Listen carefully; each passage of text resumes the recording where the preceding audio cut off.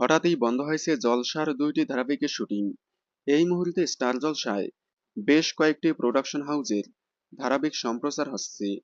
Blues, Acropolis, SVF, Surinder films, long journey সহ magic moments.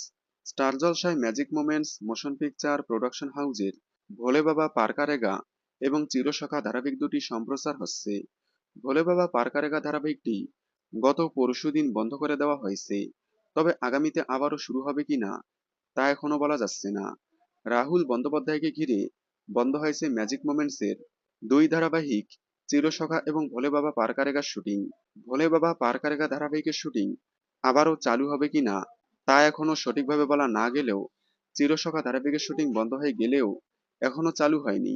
টেলিপাড়ার খবর অনুযায়ী হয়তো আবারও শুটিং চালু হবে ভোলে বাবা পারকারেগা এবং চিরসখা ধারাবাহিক দুটির। তবে এখন বর্তমানে শুটিং বন্ধ আছে এই ২ ধারাবাহিকের।